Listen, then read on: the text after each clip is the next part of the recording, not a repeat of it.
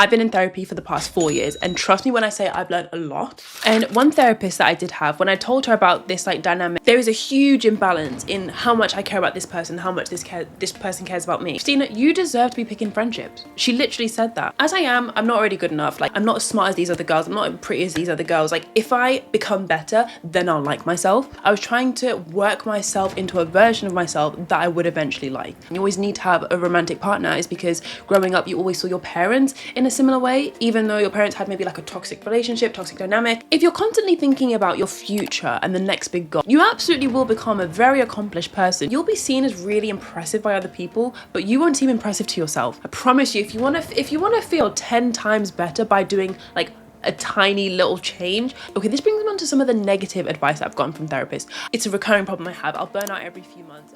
Hey, if you're new, I'm Christina, and I make videos for people who are feeling lonely. If you're a people pleaser, overachiever, over anything, you're in the right place. It's genuinely so interesting that people on like TikTok, I see a lot, like really rave about therapy and talk about how transformational it is. And it definitely is, don't get me wrong. But to get a good amount of like, oh my gosh, I didn't even know this. And like, my mind has been blown, I've realized so much. To get that like transformational revolutionary thing in therapy, I feel like it takes quite a while. People are not lying when they say therapy is like dating. Like, your first therapist might not be great. You're very lucky if you get one straight off the bat. That's very good, but sometimes it can take a little bit of work. I've had a good 3 therapists, if not 4. I've been in group therapy before. I've worked with coaches. I've learned a lot from therapy. Some of my therapists haven't been good, some of them have been good. I literally had a therapist back in the day when I was struggling a lot with loneliness, and I told this woman, like, I'm feeling lonely. I'm at uni and I know a lot of people, but I don't feel like people know me. And one of her pieces of advice was literally like to get a boyfriend. She was like, oh, if that's how you're feeling, well, have you ever thought of like getting a boyfriend, like getting a partner, you know, it's a companion you have? And I was like, what on earth is this? Like, seriously? This video is by no means a substitute for therapy. I do recommend it to everyone who can afford it or who has access to it.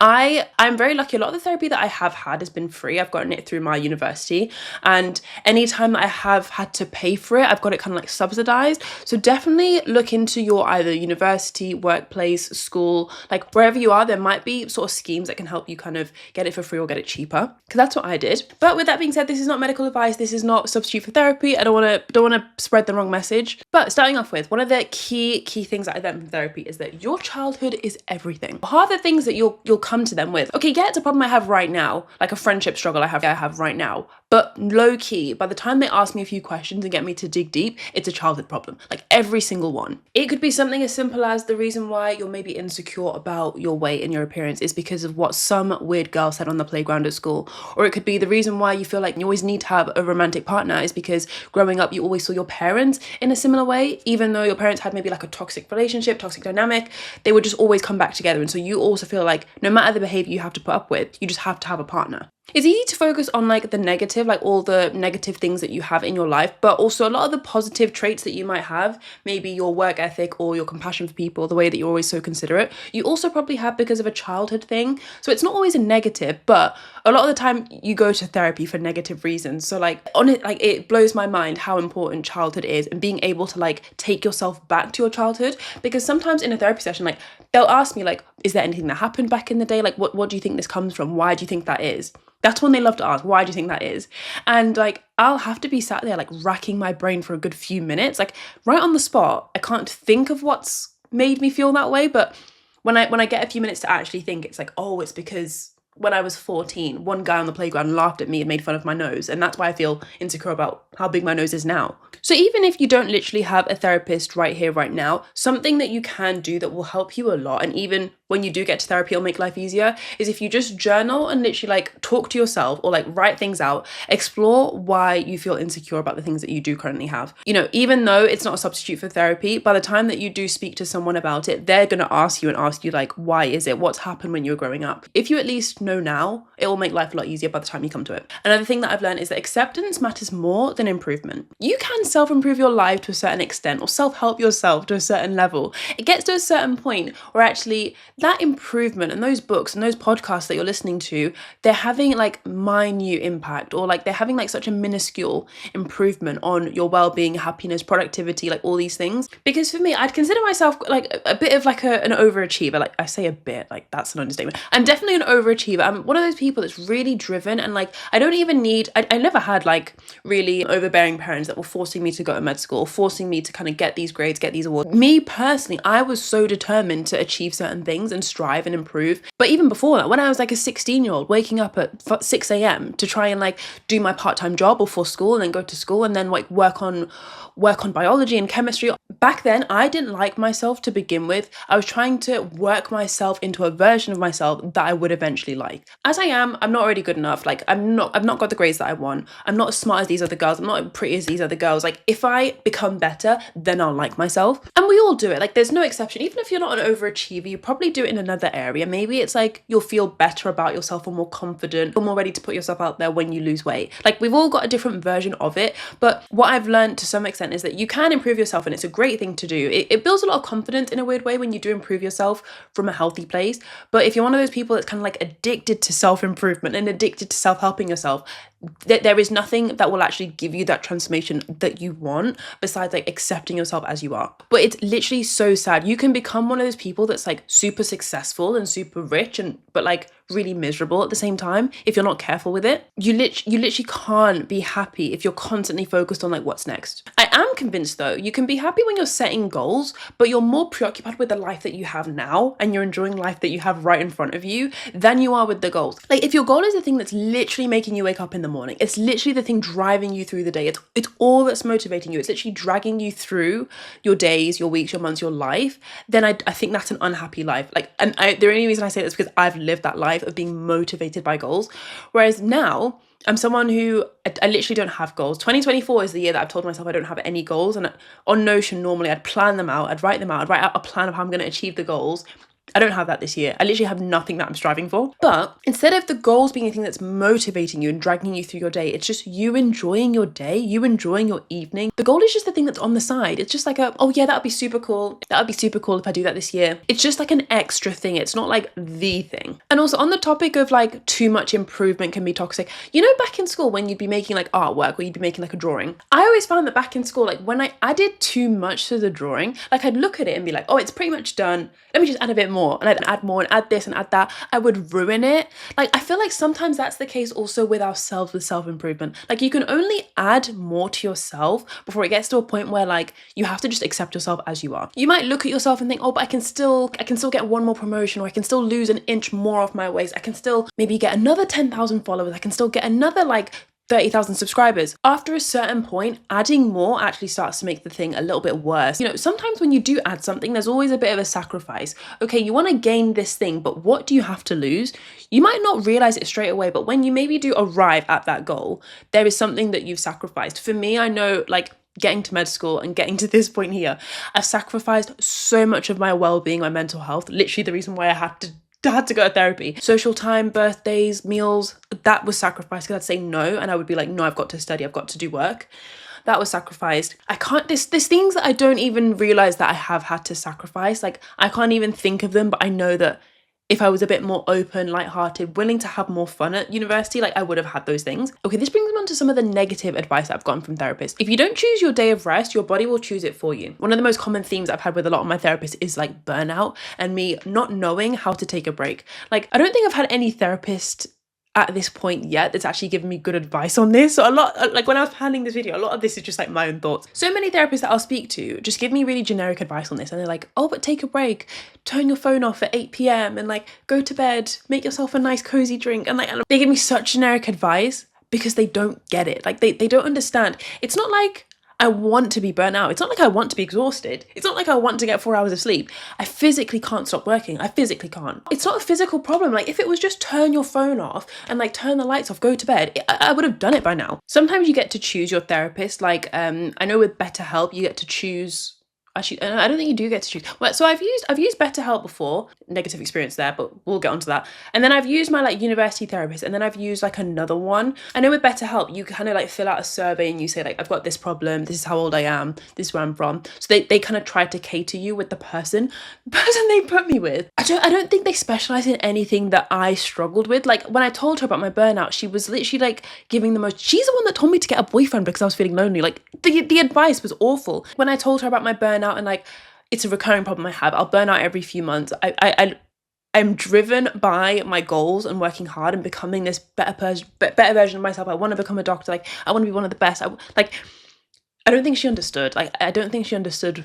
She doesn't understand how I feel. Like what's helped me with this is learning, like whether you like it or not, rest is inevitable. You cannot be working 24/7, morning till night, round the clock. And if you do expect it to continue for a long period of time, you have to recognize like the quality of your work will deteriorate. I'm someone that takes a lot of pride in like the quality of what I'm putting out. Like all the videos I put out on YouTube, back then the videos I was putting out on my TikTok, like I take it seriously. I do not want to put out a half-hearted video. If you want to maintain the quality of your work as well, you have to choose a day of rest. Because for me, when it comes to burnout, it was literally like I had to face it head on. Like if you don't choose your day of rest, your body will choose it for you. There were times when I would be burnt out. I would literally, even after like maybe 10, 11 hours of sleeping, I'd wake up still feeling like a zombie because I was like not even physically exhausted, but like emotionally, mentally, like all of the above. It was like complete drainage of my battery. Whereas now, taking breaks, I don't feel guilty about them. I used to feel super guilty about taking breaks. And something that, I know it's really simple, it's going to seem patronizing, but like bear with me. What's helped me a lot is you have to find a way to enjoy taking time off. My flatmate that I used to live with whilst at university, we would just watch TV together.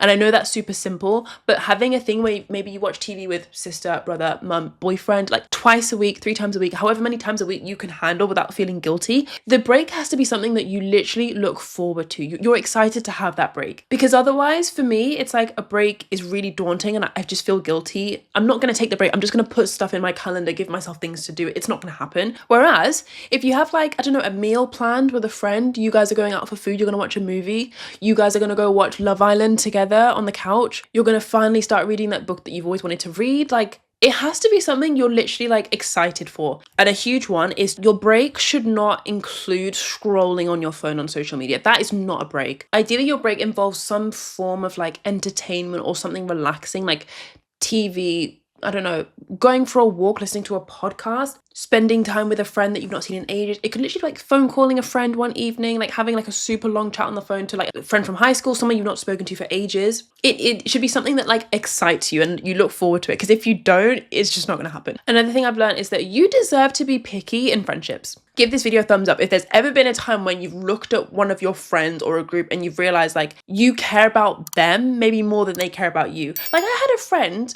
where it was such a weird, fast-paced, rapid friendship. And I couldn't pinpoint exactly when it happened because things happen so quickly. But there was a time where I realized like, I feel like there is a huge imbalance in how much I care about this person, how much this person cares about me. And one therapist that I did have, when I told her about this like dynamic, she was actually quite helpful. I remember, and she was like, Christina, you deserve to be picking friendships. She literally said that. And I was like, that arrangement of words, you deserve to be picking friendships, had never crossed my mind before until she said that. And I was like, oh, you're right. She was being so supportive. She was like, Christina, you're a nice person. You're caring. You're positive. You're this, you're that. You deserve to be picking friendships. For the longest time, I felt like I just had to put up with things. Like, it doesn't matter if the person is like blatantly showing me their true colors. Like they're being rude or they're devaluing me in front of other people. They're making fun of me when other people are there. Like, so many different things would happen and I would just think, oh, like what choice do I have? I have to put up with this.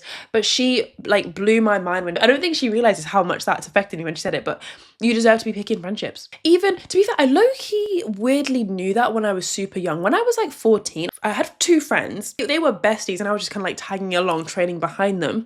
And again, back then I thought like, what more can I do? I just have to put up with this. But then it got to a point where I just felt super excluded. Like they weren't even hiding the fact that we don't even want you around. Like I wasn't getting invited to stuff. I was not being included. So then one day, I did it in a really bad way. I literally just cut them off. Like I stopped speaking to them cold turkey. Like I think it was like an overnight thing. No explanation, no nothing. I think I just kind of stopped tagging along with them or trailing behind them. And at the time I was only 14, so I couldn't really wrap my head around what I was physically doing and like the choices I was making. But at the time, somewhere deep down I must have recognized, like, I don't have to put up with this. Like, it's better to have no friends than bad friends. Another thing I've learned is that you'll never feel accomplished if you don't celebrate yourself. So we're going back towards the workaholic tendencies with this one, but something that I've realized now as someone who, I'm not saying any goals, I'm really just kind of like living life for the now and today, this week, rather than next week's goal and next month's goal, is that right now I celebrate myself a lot more. Like, I can have a minor win and I'll celebrate it a lot, and I'll physically like get excited and like happy and proud of myself,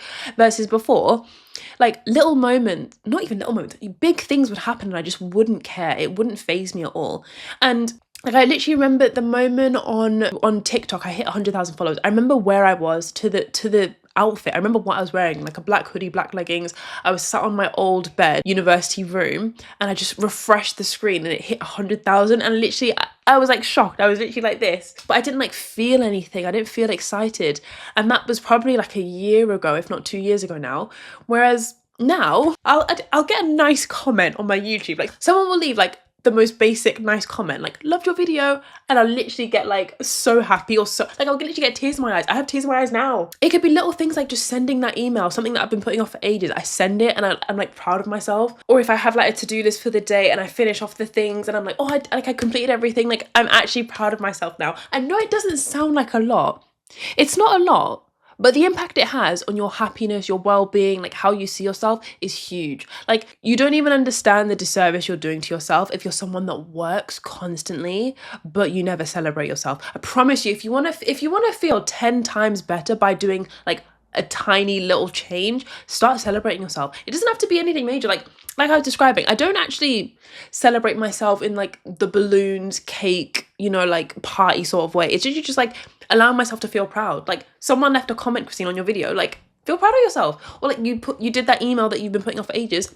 Feel proud of yourself. And something my therapist said on this topic was that you actually need to celebrate yourself so that when you look back on certain things, you have a moment in time to kind of like correlate to that moment. Like, if you hit a big milestone that's important to you, you need to be able to have a core memory to link it to in your mind so that when you look back on it, you actually know how you celebrated. Another thing I've learned is that becoming more comfortable with uncertainty makes life less stressful. I used to be of the belief that the more I research, the more I plan, the more I do, the more I plan for the worst case scenario, then I'll be more relieved. Then I can take a deep breath, then I can relax. But actually what I've come to learn is that the more actually you embrace doing nothing and being okay with the fact that things are completely out of your control, then the more you can relax. With this one, my therapist didn't actually give me any advice. It was just an interesting discussion that we had. We were basically talking about the way that your life pans out and the sequence of events that you have, good and bad, huge or minor.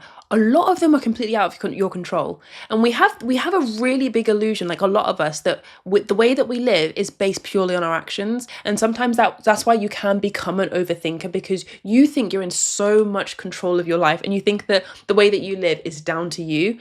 Whereas me and her were talking about the fact that, like, you wouldn't even be able to comprehend how much of your life is just like chance and luck and like out of your control. And that is scary, because it's like, this is my life, like this is what I'm doing every day, this is what I have to put up with. How can so much of this be out of my control? And we were talking about how that's how sometimes like spirituality comes in. Some people lean on that and they love the fact that it's out of my control, it's in God's hands, it's in the universe's hands. But something that I've also realized just on my own is that I feel like you're genuinely open to more opportunities and more just like cool, lucky experiences when you are a bit more open to like the unknown. When I think about my life when I was a huge planner, huge like strategy, like let me execute, let me do this, let me like make a 10-step plan and like follow these steps, I feel like you are living in a way that says I'm in control, I'm in charge. But then it also means like there is no room for like surprise or like a magical experience to happen, like, because you've kind of narrowed the field of experiences that you can have. You could have had a whole bunch of other things happen. Like when I think about me when I was trying to put myself out there and make new friends, I would plan which events I would go to. I'd plan like, okay, if I go to feminist society, they're hopefully going to be a lot more inviting, and I would only go to the events that I like specifically planned. Versus if I had more of an open approach, okay, let me go to the cooking society, let me go to trampolining, let me go to the pole dancing, let me go to like literally any other, let me just try them all. Then I could have had more like, I can't even think about some of the experiences that I would have had. Imagine I went to pole dancing society and actually enjoyed it. When you are a really organized, focused, driven, like strategy focused person, you've got your head down and your head is really like down. Like you cannot see all the other things that you could potentially experience because you've just limited yourself to like, you want certainty. Yes, no, black, white. This is what I have. This is what I want to have. Anything else is out of sight, out of mind. I don't want it. And there are some things that you literally can't even fathom that you've excluded from your life because you've just put yourself in such a narrow position. But what helps me is knowing that literally the more that I embrace being open every day, the less I plan things and the less I'm like making it a goal and like a really rigid plan for my life and my future, the more I'm happy because I'm like, I never even know where my life could take. Next one is a short one, but a very important one. Sometimes you don't need advice, you just need to get things off your chest. If you're watching this and you're in a position where you feel like you're super young, I was talking to one of you guys on Instagram that was 14, and I know some people, I've seen comments where people are so young that they can't actually access therapy yet. Sometimes you don't need like advice or you don't need a therapist to tell you anything. I've gone on calls literally where I'm just getting things off my chest. Like it's a therapy session literally because I'm literally just getting things out of my mind into words and telling someone else and just letting someone else on a Zoom call nod along and be like, yeah, I understand. Okay, yeah, carry on, keep going. Like sometimes that's all you need to actually feel like a genuine like relief. Like it's so helpful to just know that like, okay, I've gotten that out. Because I think sometimes we forget just how exhausting it is to carry things with you emotionally for a long period of time. Like I had a dilemma that I literally wasn't sure how to articulate because I had done something wrong essentially. And so I wasn't really sure who to tell. Like, and I was like, do I tell my mum? Do I tell my friend? Do I tell my therapist? Like I didn't really know who to tell. And literally after speaking to my flatmate about it, she was like, okay, yeah, you actually you didn't handle that situation very well. Maybe should have communicated better, but blah, blah, blah. Here's maybe what you could do next. Here's what you should say. Here's how you should plan your text message. But another thing that I've learned, just because this is why you don't buy lighting from TikTok. This was meant to last like a good few hours. Can I do it in the dark? Is this super dark where it is dark, isn't it? We're nearly finished. And the last thing that I've learned is that if you don't listen, you must feel. If you aren't able to listen and take in a piece of advice, and just by someone telling you, you're going to take it on board, put it into action and actually live it out, then you are going to feel the consequences. This isn't actually something I learned from a therapist. This is just something that my friend told me, but I thought it was so good I had to include it in the video. On a simple example, imagine you're someone who you never really listen to the advice to kind of eat well, stay healthy, stay active and keep your body moving. You are going to be the sort of person where maybe in the future, because of your poor diet or lack of exercise, you then have health consequences later. Because you didn't listen, you are gonna feel the consequences. Or if your teachers tell you like, do your homework, hand it on time, you don't listen to that, you're gonna feel the consequences of being in detention or struggling on your next exam. Similarly, if you don't listen when I give the advice, you have to choose your breaks or the break will choose you. You will feel it later on. You'll have the burnout, you'll have the exhaustion, you'll feel like you'll hit the wall. If you don't listen to advice, sometimes you have to feel it. One key one which I never ever listen to, I always have to end up feeling it, is tell people how you feel. It's such simple advice and we've all heard it before, but I am just the worst person when it comes to giving bad news to people and like hurting their feelings. Like I've literally made a video on it before. I think it's like talking about ghosting or like why I ghost. I struggle so much to let people down or to give people offensive information, to tell people like, I don't like you. I struggle with it so much I can't even say it. To tell people bad news or to tell people how I feel, even if it's not a relationship, even if it's friendship wise, to tell a friend like I don't like you as a person or I don't want to be friends anymore, I want to cut this off. I struggle with that so much. One of my friends, she picked up on this really quickly, and I think within a few months of us being friends, she was like, I can always tell you like back away when you're like, I don't know, when you need a moment or whenever something's going on. Like she could always sense that I was like drifting apart from her, and I was like, I don't even know how she picked up on that, but I normally do that when I'm like, I want to say something, but I just don't know how. Like I'll back away to give myself space to think about what I want to do. But really, instead of that backing away, I just need to be honest and upfront and tell people how I feel, because if I don't listen, I end up feeling it and eventually something will happen. I never even know how it happens, but eventually that person, I'll end up hurting their feelings anyway because I didn't tell them. That is one for me that going forward, hopefully the next half of 2024 I'm going to stop doing, because I've listened to it enough times, I've felt it enough times, I just need to take it on board. If you enjoyed this video, you might enjoy my I ask people about themselves but they never ask anything about me video. And also let me know if you'd like a part 2. This is your sign not to buy any sort of lighting from TikTok, it just doesn't work or doesn't hold a charge. And that was perfect timing, my camera battery is now flashing as well. It sounds like nothing holds a charge in this house. Okay, thank you so much for watching, see you in the next one, bye.